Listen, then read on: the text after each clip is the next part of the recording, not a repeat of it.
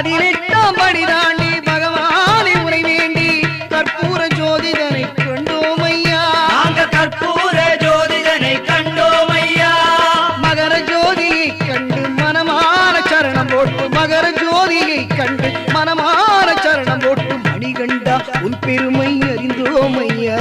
மணிகண்டா உன் பெருமை அறிந்தோம் ஐயா.